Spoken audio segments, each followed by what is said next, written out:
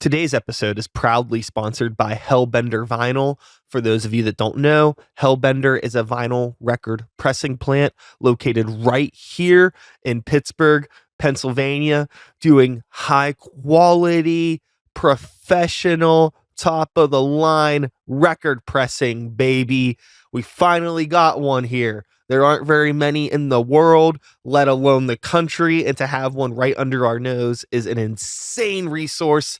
So if you are a musician looking to get some stuff pressed to wax, I highly, highly recommend checking out the folks over at Hellbender. Tell them Psych sent ya. I've always wanted to say that. Without further ado, let's get into today's episode. Sit back, relax, and let's start the beats.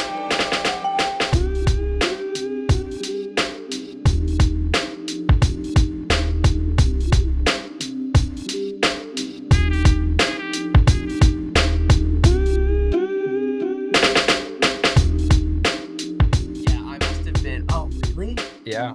Wow. This would have been good content. Yeah. We didn't have this conversation. We're going to repeat this in like 15 minutes. Well, we're already recording. Oh, there you go. Pitter patters on the show. Make some noise for the internet. Yeah. Half of pitter patter. Half. Yeah. That's okay. That's okay. Yes. Yeah. The other half are here in spirit. We could have, with better notice, we could have got cardboard cutouts. That's so true. But you know what's fucking sick and scary? So I do all of my video editing in a program called Adobe Premiere, owned by Adobe. People have heard of Adobe. It's a thing that exists. Yeah, big time. And they just updated Premiere, and they're doing all the generative AI stuff in video now. Whoa. So we could just AI them in. Let's not. And I'm not gonna actually just, all I'm gonna do for podcasts now is I'm just gonna be like, I'm gonna have a phone call with my guest for like 2 minutes. Yeah. Oh, and then just punch in. Then I'm just gonna write the script. Hour long. Yeah. I'm just gonna script this out. Like, yeah. what is the narrative that it'll be like a chat GPT, like transcribe a podcast between a hip and cool up and coming rock band and a dinosaur podcast host. You made these bits last time where you were talking about every time you mentioned your age, you got 10 years older. Oh yeah, I did do that. Yeah. Not today. I'm gonna get younger today. Get younger today. Yeah. Okay. I like that. Hell yeah. We were talking about playing in multiple bands. Yeah. And I did have like a little something that I wanted to contribute to that conversation. I think it's really cool, especially when I was a younger musician. I mean, I'm already 15, but when I was like 5, I think it was really cool playing in a bunch of different bands because it gave me an opportunity to play in different styles of music that I normally wouldn't get to play in. And then actually playing those shows, you meet other people from different scenes, you play in different venues. Like it kind of opens up this cool spider web of the community that I wouldn't have been a part of had I not had that opportunity through playing in like 4 different bands. Yeah. But now I just do a podcast, so I don't got to do anything. Everybody just comes here and I meet everybody that way. That's true. But you're also still active in many bands? 2 question mark plus a solo project. Okay, so 3. Sure, 3. Yeah. So there you go. Plus another thing that like I kind of want to bring back, but I might not. Okay, 3.5. So yeah, enough. So you're still doing that, but they're all very different. Yes, yeah. But I am still doing that. Yeah. I think that it's always been really hard to, even somebody that like makes music that I think is kind of hard to put like a genre cap on that fits easily. Yeah. There's still like some things where it's like it doesn't mix well. Like I could try to put everything that I want to do into one thing and I don't think it's gonna like sound right. Yeah, I hear you. There's some limits. Like I don't think that like you should write music with limitations or putting yourself in a box. But I mean there's some things that it's just like it just doesn't make sense. It's the Yeah, I mean, I feel like with each project, you're like always in the process of like discovering your sound or like your new sound or, the evolution of that. Yeah, you change as a person too. Yeah, totally. I mean, honestly, with this project, I feel pretty strongly that way that like the album that's out currently and then the EP that's coming out, I feel like are pretty like drastically different, like sound wise. I mean, like not like to go from like heavy metal to like country. Like it's not like anything like super crazy, but like There's been definitely like a little bit of an evolution. Yeah, for there's sure. definitely like a shift into more of like a rock / like emo sound, I feel like, for the new stuff. And the album is way more indie, I think. Mhm. And I don't think I want to like fully shy away from the indie stuff like in its entirety, but like yeah, it's definitely like, you know, a result of us growing as musicians and like, you know, kind of finding what we're good at and what we're not and like stuff like that. So I feel like the old stuff is definitely more like intentionally stripped down to sort of for the sake of being indie. And I think we sort of totally. like let go of that title a little bit. Yeah, I agree. Yeah. I think that too, whenever you're just like starting out a band and you're getting to know the other musicians in that band and like what their musical language is, like you're just like figuring out the conversation that you're going to have. And sometimes it takes like writing a collection of songs to actually figure out like where's our strengths, where are our weaknesses, and Yeah. then along with that you all change as people and what you're into, and it's just natural. Yeah, absolutely. I You feel know? like also like for me personally, like when we started Pitter Patter, I was like bad at guitar, like straight up. And I'm definitely not like shredding these days, but like there's a pretty noticeable, I think, increase in like skill level when it comes to like my abilities as like a rhythm guitarist in the band. And then not to mention the constantly rotating cast of how many guitars we have like per band and like what instruments we have in what iteration of the band, you know? So like yeah, those are all factors. I think we've all gotten better though, like not only individually as musicians, but also at playing together. And we've Yeah, got chemistry that's I growing. feel like when I bring an idea to the band these days, like y'all pick up on it so quick, you Mhm. know, and like not only pick up on it, but like add things to it like immediately, which like I love that, you Or know? we'll be like practicing a song and then you'll be like, wait. And then we'll like look at each other and like immediately know what Yeah, the other one yeah. was I'd be thinking. like hard stop here, and Yeah, everyone's yeah. like, "Oh yeah, hard stop here." It is, yeah. That chemistry definitely comes with like just being around each other a lot and playing with each other a lot. So Yeah, no, I think that that's awesome to hear, and it's really, really important. I think in being a band is to allow those ideas from other people, to trust what everybody else is bringing to the table, and being able to be comfortable enough and vulnerable enough to present your ideas and be willing to let people kind of like take your thing and be like, well, what if we did this? yeah, Not that totally. your idea isn't cool, Yeah, but I'm hearing this, yeah. and like it's fun. But letting ego get out of the way and being I guess a human being, regardless, even if you're not a musician, just ego can be a Totally. problem. Totally. I feel like I recognize that like I'm surrounded in this band by like unbelievably talented musicians, and like my ideas that I bring to the table are not always going to be either the most fleshed out or the most like musically complex, and I feel like I really trust everyone in the Yeah. band to bring their like skills to the table and bring their mastery of their guitar skills or bass skills or drum skills or whatever it is. So Mhm. yeah, that's definitely a big part of it. I find that like with Normal Creatures in particular, Mhm. with the way that band started was it was basically like a solo project that turned into like somebody was like, hey, if you ever want like drums on a song, let me know. If you ever want and all Sure. accidentally had a band. Yeah. Yeah. But for a very long time it was still like, I am writing everything and then you're gonna just play it.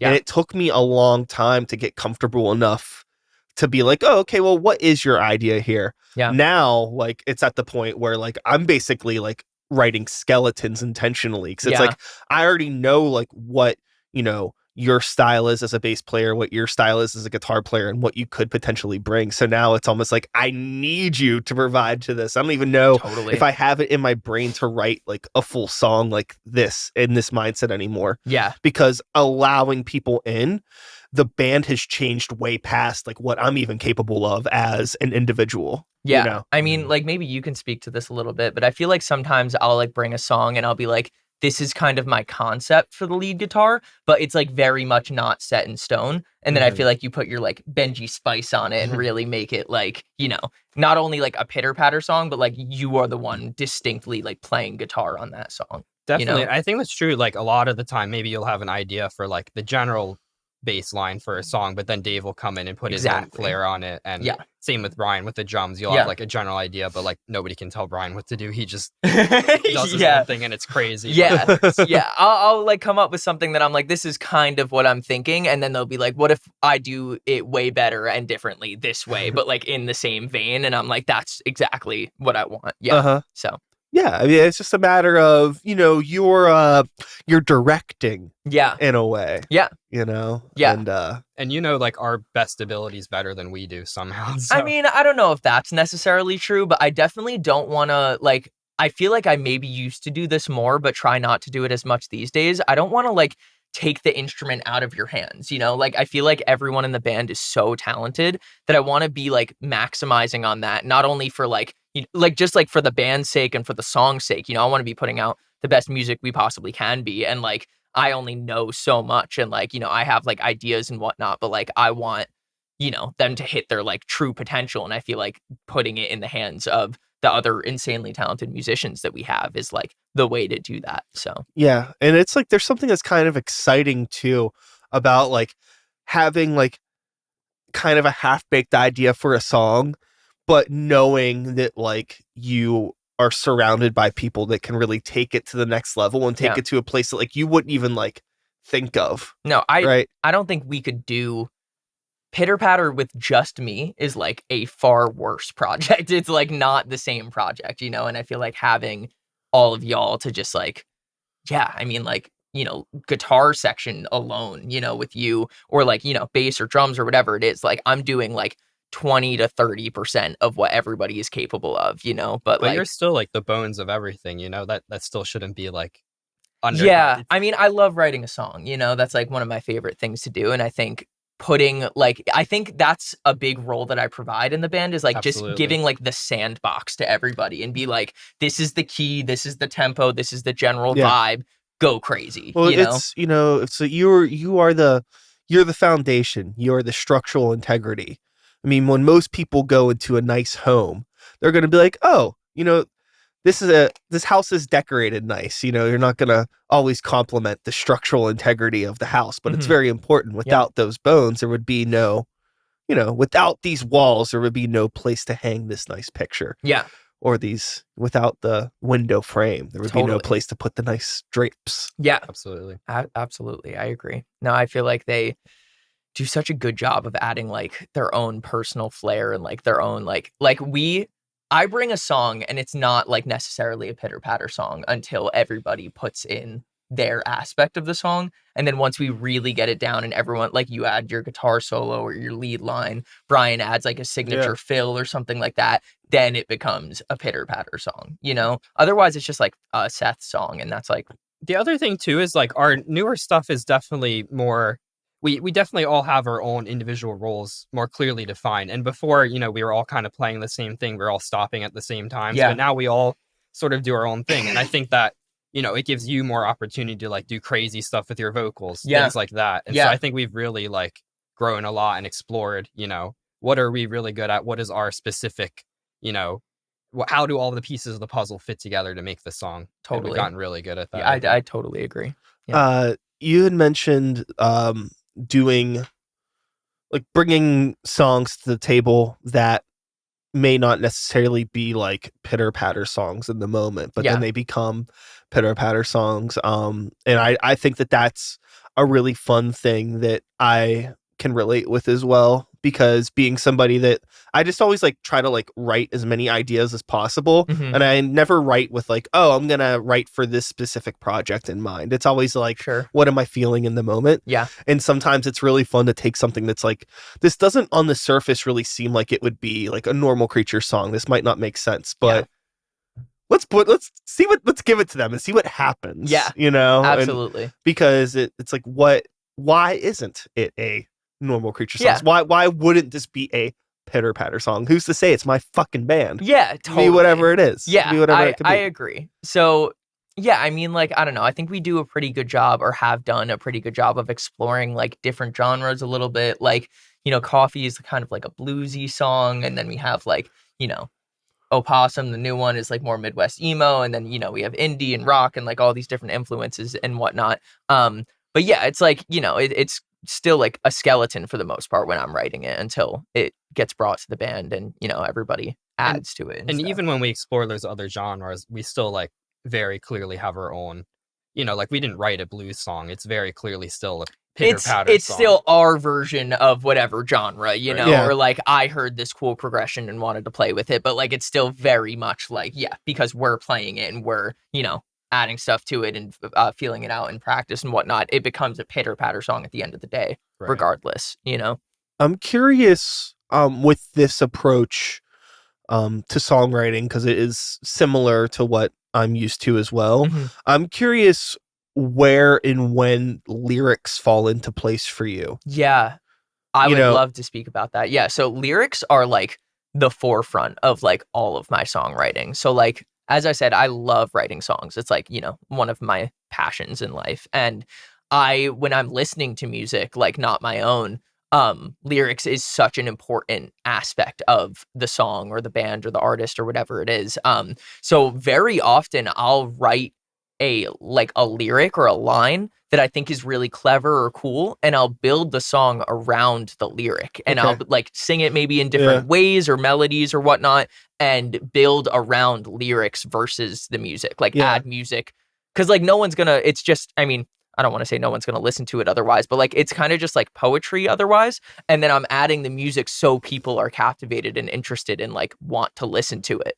You know? So, as a lyricist, then Yeah. I'm curious if you've ever come into this situation where, with like a lyric front approach, like it's gonna be by nature just way more like personalized than it may be if it was just like a riff or something. Yeah. And like, you know, like, so now I feel like you're trying to like match this like emotional intensity or a tone or Yeah. whatever it is, depending on the lyric, and like putting that on the other bandmates. Does that Yeah. like sometimes hurt like your I think it perspective, or it helps? So Okay, this cool. is what I'll say. The example that comes to mind is Dragon. And so the reason that it's an unreleased song that we have and it's about dragons, and I'll like say things in practice where I'm like, I want this part to sound like the dragon is like stomping around, or like this is the part where the dragon's like wings like, you know, burst and it goes whoosh, you know? And like I try to get the band to like match the music to what the song is about very often. So like I don't know. What do you think? Like I think especially in like the new songs that are gonna be released, there will be a lot of elements of that where like, yeah. you know, parts that you feel like lyrically or the vibe of the song should be quiet, we do get quiet. And I think Yeah. it helps to sort of bring out the focus on the lyrics and the effect that they have on the song. Yeah. Yeah. And I feel like people will listen to the lyrics more if they match kind of what's happening musically. Not always, but like another instance is The Dive. Like I want the Right. second verse, I want it to sound like we have a song called The Dive. It's about me not knowing how to dive. And I want the second verse to sound like the whole band goes underwater, and like we're going to use like telephone vocals and like, you know, different effects in the mix to make it sound like it's underwater, which I think is like kind of like our way of, I guess, like breaking the fourth wall and like kind of like playing into like you can't not listen to the lyrics because of stuff like that. So, You know, I really, really appreciate and respect the attention to detail with marrying lyrics and music together. I mean, I've had people on this podcast or people that I've just talked to in person about like what their lyrical approach is, and it's so common, so unfortunately common, that it's just like it's the whatever at the end of the day. I feel like that's such a disservice, you know? Totally. Like so many of my favorite artists, I'll like fall in love with them because they have a lyric that just like super resonates with me, or like one of my favorite artists of all time, maybe one of the major reasons I got into music, is an artist named Cavetown. And Cavetown has some unbelievably relatable lyrics for me that I'll like hear a line and be like, whoa. Like, and the power that I think a lyric can have is like unmatched, you know? And I think that's what makes a good band a great band, is when not only the music is like powerful and makes you feel things and you're really into it or whatever, but then you like get a sneak peek behind the curtain of like who the band is, who the singer is, you know, what's the point of this song? Like, can I relate to it? And like that stuff is like, I think a little bit harder to come by, but like really, really can make an impact on a person. Definitely. And I think that there's a lot of times bands will have this conversation with themselves about like, why isn't this working? You know, and like your front person in your band is they're like they're your brand ambassador for better or for worse in our modern day. Yeah. And if your brand ambassador is somebody that is like not speaking from their heart, doesn't really care much about the job other than being on the stage, yeah, then of course this isn't going to work. There's going to be a disconnect from the jump. Yeah. And a lot of people I've talked to are very much just like we just kind of figure it out, see what works. Yeah, I mean, like I get it.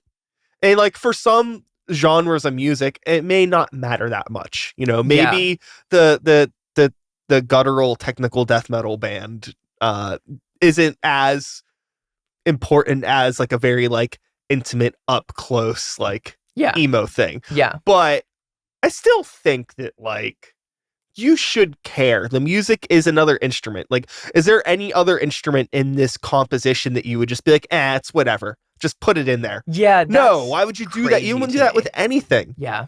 Why would you do it with the vocals? Yeah. If, yeah. But hey.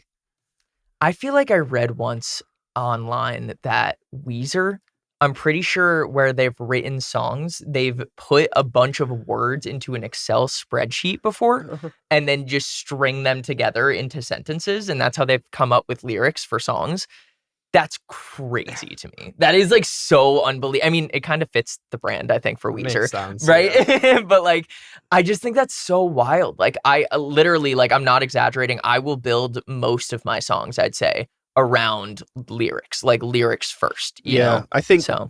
For me, it's always like in conjunction. Like sometimes I might have like a lyric idea and I'm like, okay, cool. Like this is, how do I want to paint this metaphorical picture based off of the intensity or whatever of this lyric. Sure. And then there's been other times too where it's like I have like this really cool, thing for a song where I'm like, oh, this might be like a really cool bridge section of a song. Yeah. I'm in an unfortunate situation. I have the middle of the story. I need the beginning and the end. Yeah. But like, how am I going to tell this? What do I want to do? Yeah. But so there's never like one way that works for everything. Yeah. I had a conversation recently with somebody about lyrics and they had mentioned this story and I need to I'm kind of just off memory retelling the story. Sure. But the general idea was they had all of these songs written in no lyrics. And I guess they brought somebody in that was like somebody that like wrote like a bunch of poetry and lyrics, but was also in like the military for 6 years and wrote all of this stuff while they were like, I guess, on deployment or whatever you would call it. And they had like basically like folder catalogs of like different like styles, subject matter, like everything was like really hyper categorized. Whoa. So like when they sat down, they were like, okay, like, so like, how many verses do you want? What do you want the song to be about? Is it angry? Is it sad? And just kind of like went through this like very like, basically. These like, are my sad short lyrics. Yeah. And it was just kind of like, that is so like. That's bizarre. Interesting, but so wildly impersonal for me. But also there's no like right way to make art. I was about to say there's no, this is my way of doing it, but like there's no right or wrong way to do any of this, we're all just doing it our way. Yeah. And like not even just music, but like art in general, there's no right or wrong, it's just do it, make something, or try your best at least to be unique and original and interesting, but like true to yourself and just like, there's no, just because I like to prioritize my lyrics doesn't mean that like that's the correct way to do it by any means, Yeah, you'll definitely run into that like it's not that serious type of sort of thing, and like I don't know, maybe it isn't for you, but like it is for me. There's also dozens and dozens of bands that I love that I think the lyrics are super mediocre, and that's not really why I listen to them. But there's other bands out there that I think the lyrics are incredibly powerful, and I gravitate towards those bands because of it, So like, it's not like a hard rule where it's like, if you're not putting hours and hours into your lyrics and like weaving this incredible story together, then like, I don't want to hear it. It's not like that, but like, I just think lyrics are important, It's like, what do you want to tell everybody? What's your story? What's your deal? You know? Yeah, that's something that I'm really focused on when it comes to engaging with new art and creating new art, is just like, what is the story I'm trying to tell? I mean, it's one thing to make music for yourself and you share it with, you know, maybe your close friends and that's it. But if you're really trying to do like this band thing and you want to play shows, which is essentially like, not to be dramatic, but you're taking the space away from somebody else that could have played that show if you play a show. Sure. So I feel like if you're stepping on a stage, you better be presenting something that's worth everyone's time in some sort of a way. Not to be so like fatalistic, but you know what I mean? Like that's intense. Like it's not that serious, but I mean, like, it's like, what are you, like, if you're putting yourself in this position where it's like, you're going out of your way, you're rehearsing, you're dragging gear across town, you're promoting and all this other stuff, and you go there and like, you don't really care about it. It's like, well, why are you doing this? Yeah. There's other people that care that could be playing this show or could be doing this stuff. So it's like, if you're going to take it to that level where you're going to be a band and try to really do the thing, record music and release it, pay money and do all this stuff. It's like, you should give a shit about it. Yeah. And like, what are you trying to say? What is the unique conversation that you are offering the world if you expect people to actually care? Yeah. And I mean, you're totally right. You know, how much time have we put into this project? You know, like years of our lives, you know, like where like, this is like, I don't know about you, but this is like my number one, like, not time sink, because obviously I love it and I'm so passionate about it, but like I spend so much time doing this band and this project, and it's because it's something I super care about. That's the other thing too, is like, I mean, it's easy to frame it that way, but also like framing it as like a time sink is also not inaccurate, because like if you weren't trying to record an album or like, I don't know, make a music video or whatever, this other like this frivolous stuff, right? You could just be writing more music. Yeah. And then just doing that stuff, because like it does cross that threshold where like it's all cool because you love the band and you are, all your homies are together and you're doing this thing as a team. Yeah. But it does get to a point where like it does start to suck, you know, every once in a while. Sure. Not to harp on the negative, but there's things about it that when you are trying to do it like for real or whatever, that aren't great. There's like, not like, it's not all glamour. It's not all fun. There is a serious side. There's responsibility, business, blah, blah, blah, blah, blah, blah. Yeah. And that's the stuff that can sometimes feel like a time sink, because it's like, you don't have to do that unless you're trying to take it to the next step. Yeah. I mean, I think this is something that we've wrestled with kind of, is just like how to kind of like grow and like how to like, you know, we've released an album. I think we've like kind of made a name for ourselves in like the Pittsburgh scene, but it's like, how are we not a Pittsburgh band? How do we become just like a band, you know, like, not to say like the Pittsburgh scene's awesome, you know, and there's so many awesome bands here and stuff, but like, you know, we want to, I think, like really, really take this to the next level if possible. And it's like, okay, how do we do that? And like, that is where some of the scary conversations happen when it comes to like touring and money and like, you know, like all of these things that it's like, okay, it's no longer like just like a casual hobby, let's say. Like, if we want to do this, we got to like figure out how to do it. And I think that's where more of those less fun conversations, where it's not just being creative and playing music with your friends. It's like, you got to do some of the other stuff, but like the end goal is to be, you know, all good all the time, you know, be like doing the thing that you love full time as like your job or your career, you know. But it has to be like more of a commitment then too. So it is always like, it's like striking that balance where it's a tough balance to strike, you know, because like, it's there's compromise and there's sacrifice, and there is really like nothing for me. I mean, this is maybe a little dramatic, but one of the scariest things that has like ever happened to me was the realization is that like, I've made it to a point where like, okay, like I am using art and whatever to live comfortably. Great. But now I need to keep this up, to keep it up. Yep. So now my art is no longer this thing that like I can rely on as like an escape from the world. Yeah. Because all my world is my art. Yeah. And it adds like a level of pressure to creating that art, you know? And it's like, it's also, that's and like not even like a pressure to just create the art, but a pressure for it to be received well. Yeah. And for people to give a fuck about what you're doing. Yeah. Yeah. You know? Because, like, there's always selling out, you know? There's Sure. always, like, I can give less of a shit about the art that I'm making, but make stuff that I just think so many people maybe will like in, like, whatever that is, you know, like, based on, like, you know, switching genres or, like, you know, just making more, like, pop music or radio music or whatever it is, you know, in music specifically. But then, yeah, you're compromising your art, and, like, that's, like, the whole reason you started doing it, you know? And, like, I think if I were to be, I don't know. I think if, like, I were, like, in practice, for instance, and, like, I had a really, really cool, unique lyric that I, like, really wanted in the song, and, like, everyone was like, what if you changed that to something, like, way more basic and easier?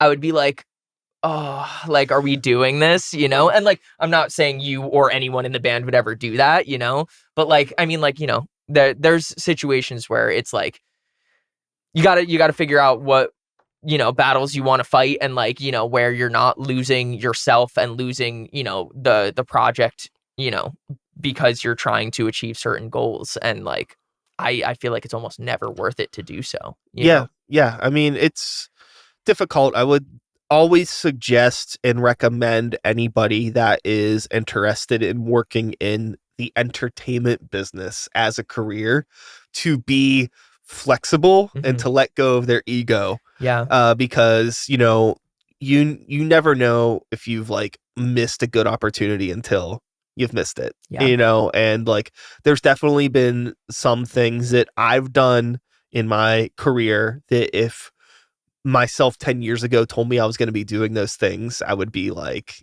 you're a fucking dork. Right. Yeah. But fast forward, it's like saying yes to things that I maybe didn't feel comfortable saying yes to, has now given me an opportunity to do all of this other stuff that I want to do now. Yeah. In the future. What kind of stuff? Like saying yes to things that you did? Mostly DJing. DJing. Yeah. Interesting. Yeah. I didn't know you DJ'd. Yeah. That's pretty cool. Yes. That's my I run, well, we don't gotta get into the whole logistics of it, but yeah, that's my, like, main thing that I do. And it was, you think, like, a positive career decision? For sure. Yeah. For sure. But you were, like, hesitant to do it at Definitely. first. Definitely. Interesting. Yeah. Super interesting. Because it was, like, as a world that I fell into accidentally. Yeah. You know, like, I was just DJing house parties and small events and things like that. And I still DJ stuff around town and stuff like that. But like getting an opportunity to do, like, touring DJing stuff. Yeah. It was just kind of like, it was an accident. Yeah. I wasn't expecting it to happen.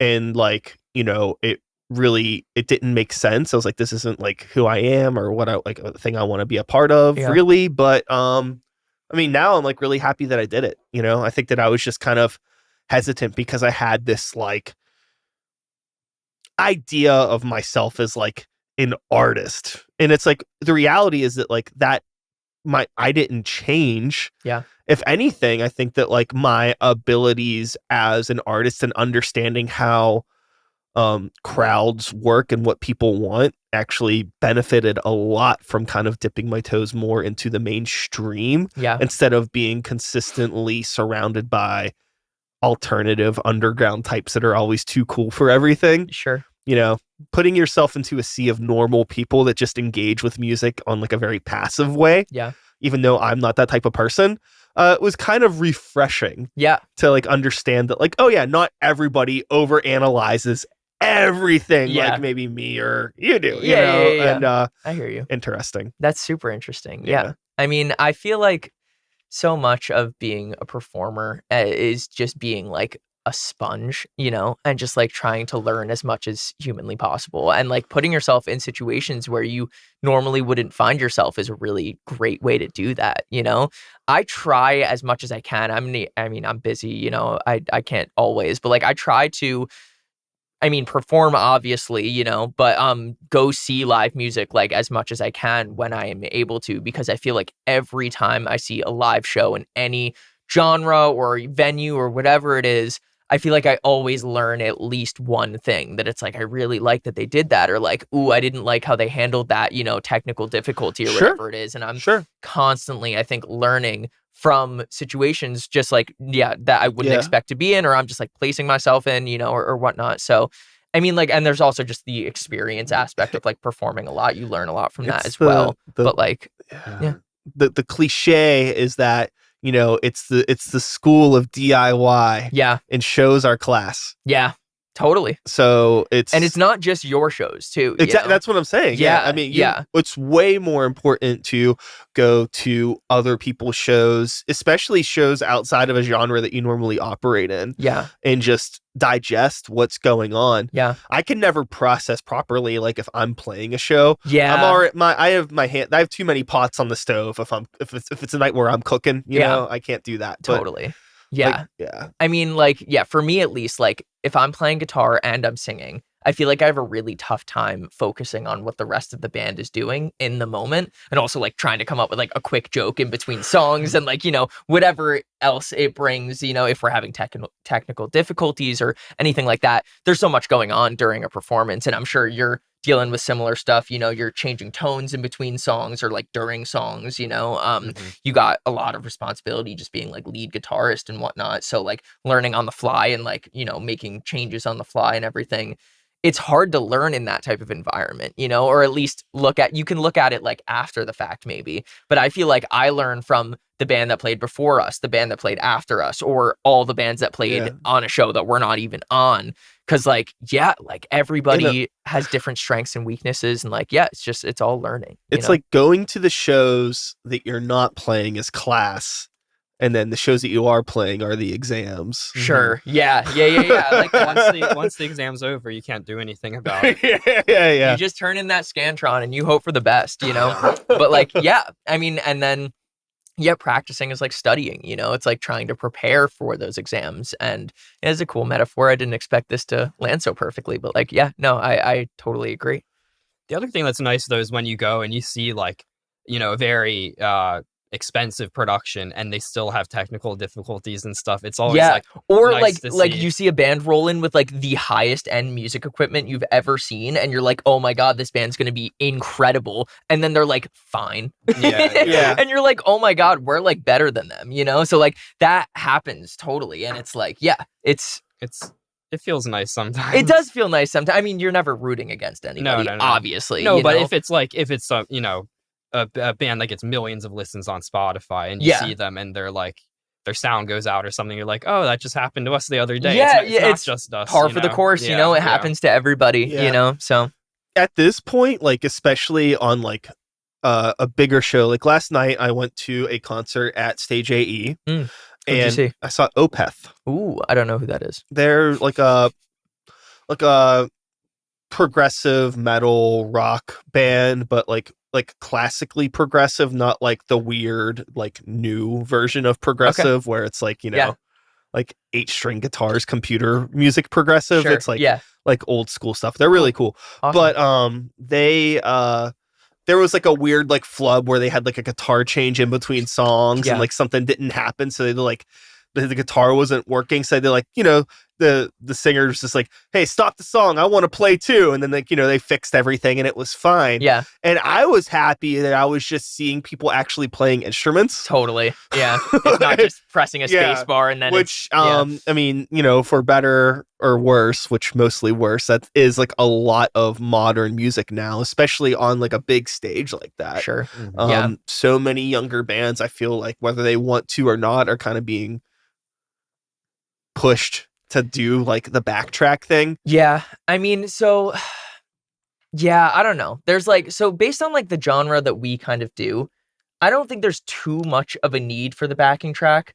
And like, we haven't really done too much with backing tracks ever, really. But we've also always had like a good amount of members too. And we've sort of done more recently also kind of the wall of sound where we have a lot of different elements going on at once. Yeah. But we do that. We definitely do it all like organically as opposed to pre-recorded. And I think there would be a bit of pushback if I were to be like, hey, what if we started doing a ton of backing tracks or started doing a ton of stuff that we weren't performing, we just had loaded in, know? Because I think it's like not a bad thing if it allows you to do more as a musician, but like, if it's just one person standing up there singing while like a whole band is playing through the speakers, it's a little weird. I agree. And like, I think there's a big difference between me like pressing a pedal and then all of a sudden my voice is like harmonized versus it's harmonized in the first place and it's going to sound perfect every single time, you know? Because like you're just singing over yourself. Yes, exactly. You know, like I feel like if we were to do anything where it wasn't like maybe performed live or something, we would still want there to be a live element to it. Yeah. You know? I think that I couldn't imagine a band like Pitter Patter having a need or like really benefiting from a backtrack sort of situation. Yeah. Because there's a lot of like dynamic and small nuance kind of tempo stuff that's happening where it's a lot of feel based music. Yeah. Whereas I think bands that are more rigid to like a grid and more mechanical, which there is like, you know, there's artistic merit for that, but it's just not what I see Pitter Patter as. I think that's really well said. And like, honestly, something that like we don't really like talk about a ton, but like I really feel strongly that this band is like one of the most appealing aspects of it is that we're really like approachable and we're really like real, you know? And like, I kind of started this band with like the philosophy that like I saw other people doing something that was like so cool and unbelievable. And like, I was like, I want to prove that like, you can do this. Like, I can do this. Anybody can do this. This is a very, you know, approachable thing to like create art and make art. And like, obviously, you know, there's a plethora of different obstacles and stuff that you're going to have to face, but like, it's about like battling through those things. And like, so for instance, like my first band that I was in, didn't really work out because we were having some like creative differences, but mainly I was like not getting along great with some of the members. And one thing that really stuck out to me was that if I were to make a mistake on stage, I got yelled at on stage when it happened. What? Crazy. And I'm not going to obviously name any names or anything like that, but that happened more than once. And I ended up stepping away from that project. I feel like a lesson that I took from that and something that we do really well is when someone makes a mistake on stage, we laugh about it. Like I'm never ever going to turn to you and be like, you were a 16th note early or like you came in like weird on that guitar solo. I'm going to just turn and laugh, you know? Then when we step off the stage, the demeanor changes. Oh, and then, you know, I put on the boxing gloves. Yeah, no. It's all love. It's all fun, you know? And like, that is like such an important lesson and like theme for this project, I feel like. Yeah, it's like we're human, you know? And the people that are watching you are not judges in any sort of contest that is real. And like honestly, like pointing out if like another band member pointing out the mistake is making something that most people probably didn't even notice in the first place way more obvious. Yeah, that's another good point is like so often like you're the only person picking up on that mistake or like your band is the only one picking up on that mistake and people only realize it when it's reflected in your body language or reflected in somebody saying it, you know, literally on stage. But like, yeah, it's like, you know, no one's going to notice for the most part. Nobody's even going to notice when you make a mistake. And like, I really do feel like when we do make mistakes, it really like you said, almost like adds to the character of the band, you know, and adds kind of to like who we are. And it's like very approachable and human. And like, I almost view like flaws like that as like a strength, you know, like obviously you want to get up there and you want to perform a sick, perfect set every single time. But like, I don't view our little mistakes here and there as like something that is like ruining a show, you know?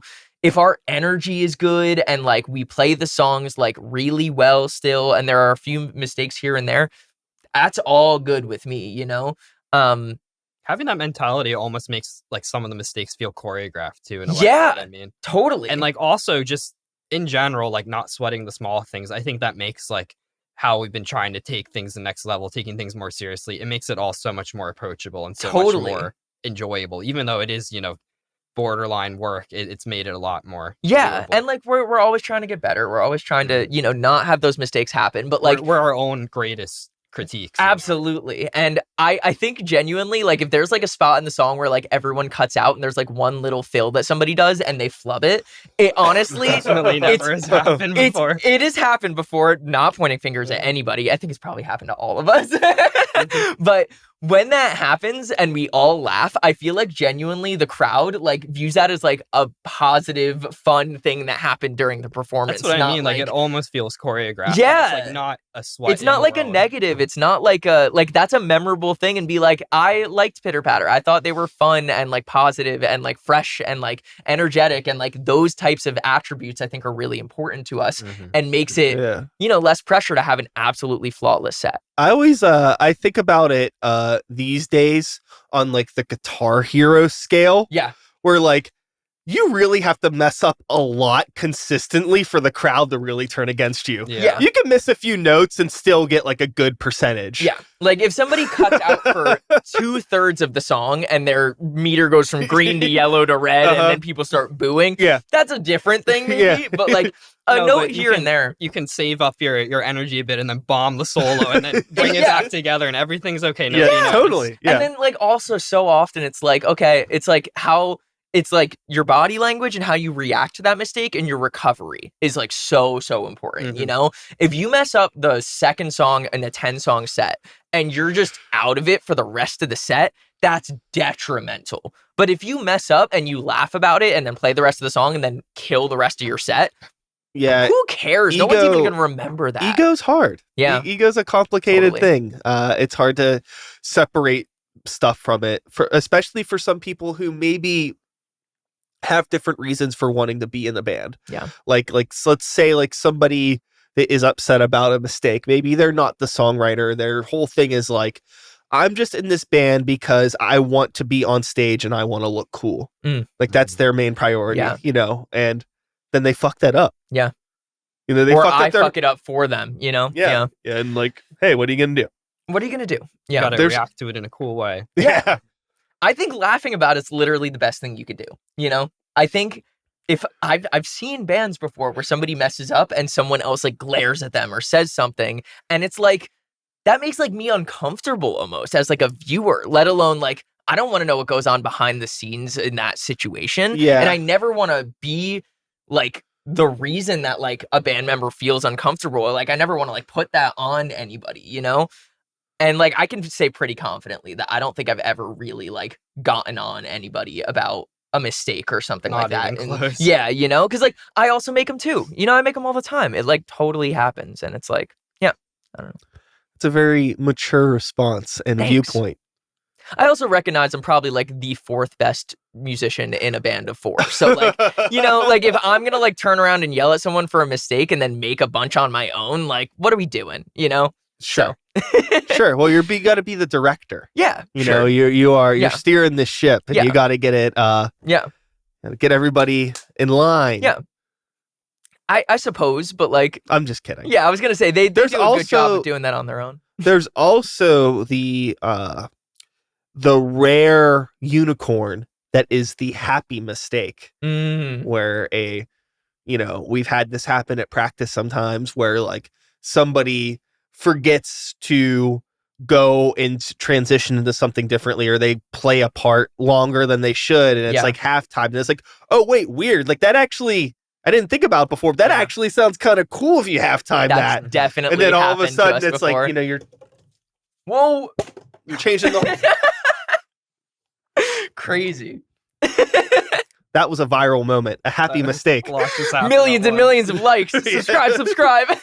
Yeah. And hey, you know, I could get really upset at myself right now. Sure. Be like, I just fucked up this podcast. Or you could try to do it again 10 more times. Yeah. Or I could just laugh about it. Yeah. Yeah, exactly. Hey, you know, we're having a little yuck over here. Yeah. We've definitely had those happy accidents in practice happen before, you know. And then another aspect of practice that I think I really, really like about Pitter Patter and have really tried to instate is the try everything type of so like there's no such thing as a bad idea until we try it. And when I say try it, I mean like really try it. Like we all try a concept and then we decide after the fact. Because like I throw so many ideas at the wall and most of them are what if we go to halftime or do a full cutout right here. And it's like the band's probably so sick of me saying stuff like that.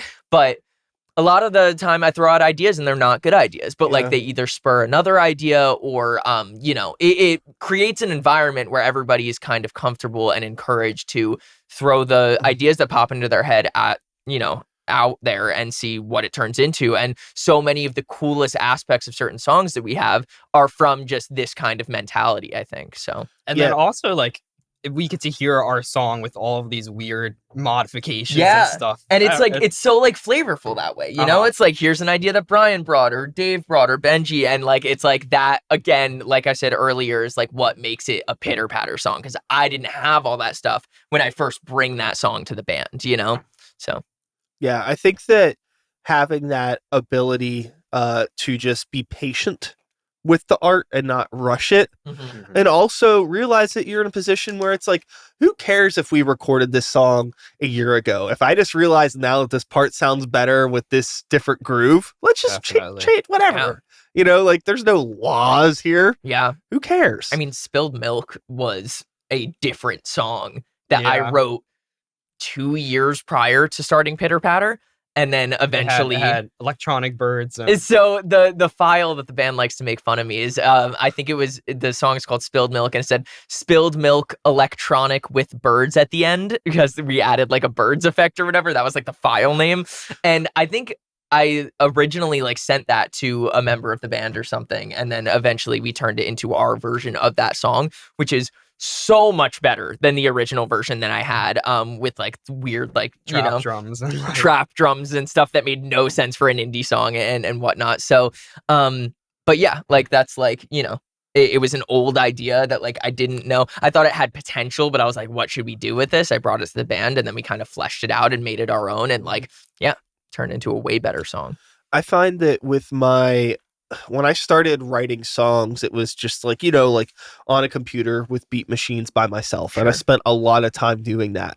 But because of that, the way that I got used to writing songs in like a very isolated, controlled environment, I was very used to being able to be like, well, what if I changed this? What if I did that? What if I changed the tempo? All of these things that I could do, and trying to take that into a live band practice environment space. Like, well, what if we did this? What if we did that? You know, that's like my brain's always thinking of all these different things. And I think for people that are used to working in like writing songs, and like I almost like write and demo at the same time a lot of the way. And I think that it could be hard sometimes for some people in my band because it's a completely different aspect, you know?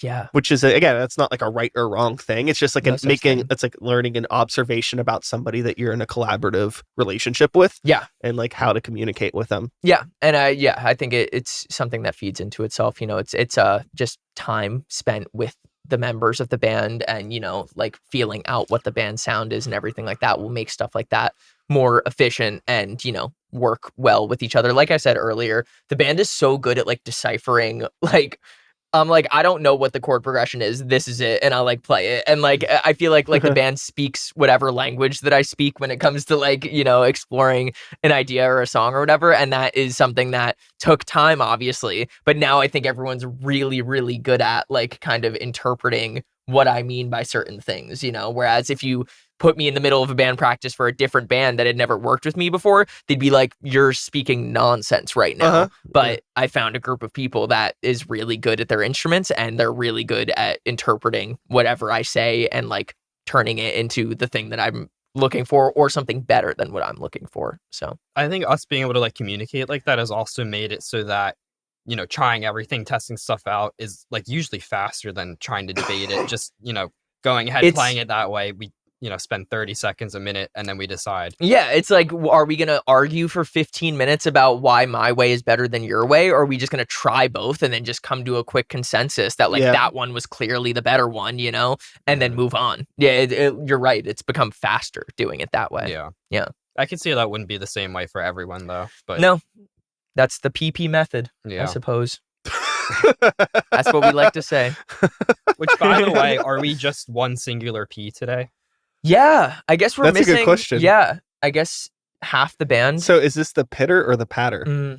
That's a good question. When I played a solo show a while ago, I believe that on the bill it just said Pitter, which I thought was a fun, like, cool little nickname. But yeah, I don't think it stuck or anything like that. Whatever. I think we'd be Pitter. I'm deciding right now. And if they have an issue with that, then they should have been here. They're sick. We hope they get better fast. I think it kind of makes sense because like the section that we're missing is the rhythm section, right? It is. Yeah. So that's like the patter. The patter. And Yeah. then you're like the pitter. Yeah. It does make sense. Yeah. Yeah. Checks out. Yeah. I like it. It's my story. I'm sticking to it. No, that's really good. Yeah. So with the future Yeah. of the pittering and the pattering, Sure.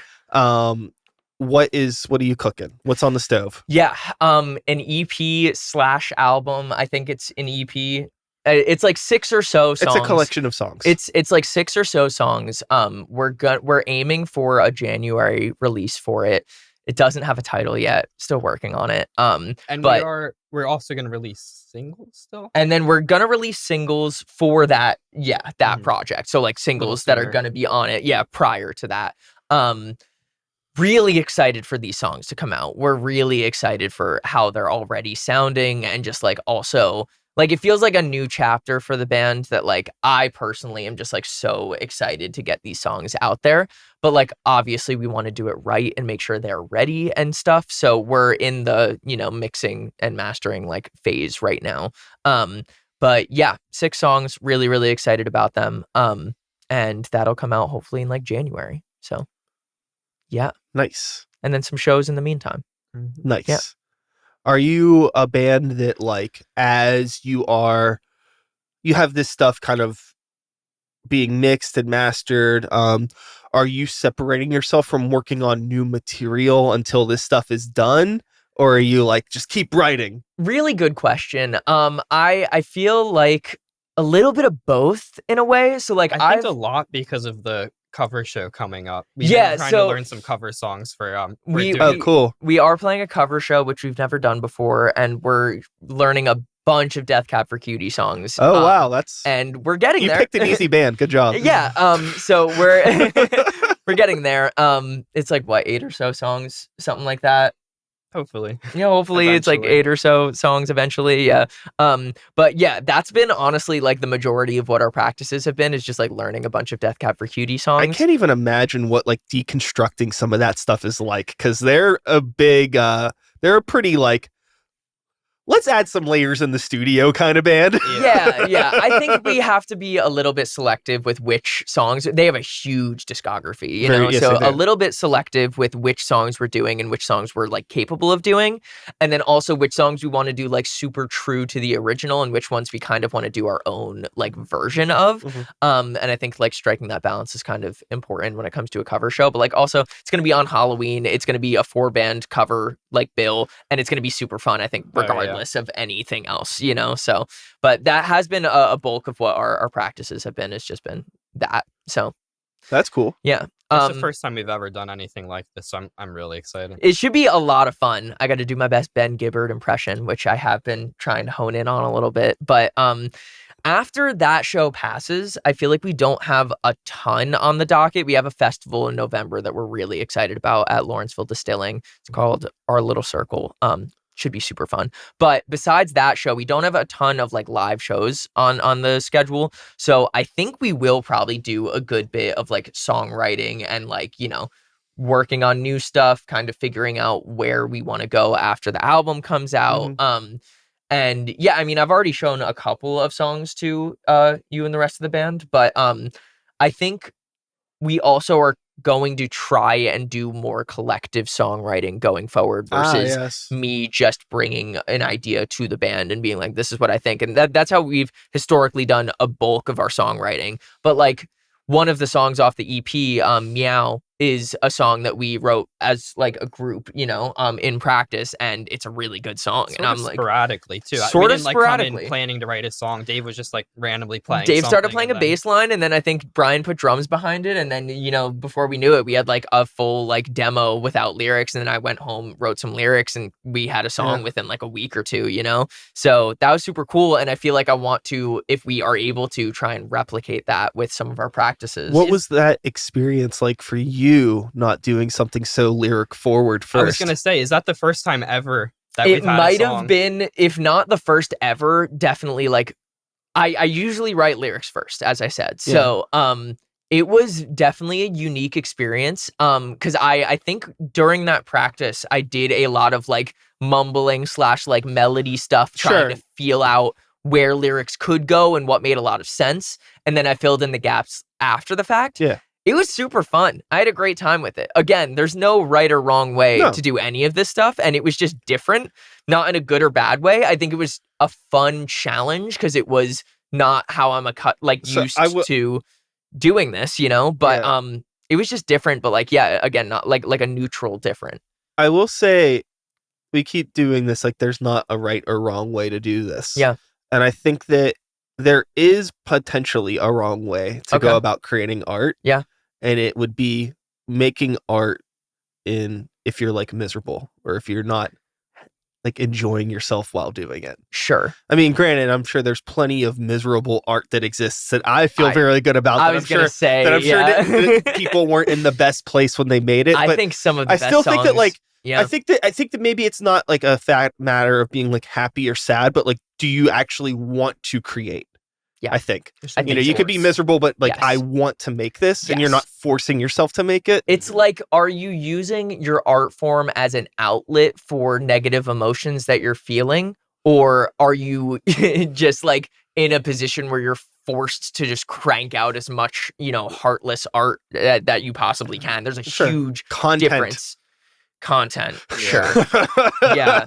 So yeah, there's a huge difference between those things, and like I for one have found that like music is like a really, really healthy and positive outlet for tough stuff that I'm going through, and just because I'm like sad doesn't mean it needs to all be bad, but like also that doesn't mean that like you have to be miserable in order to create beautiful art. You can be just as talented and make incredible art when you're super happy or angry or any emotion, that you could think of.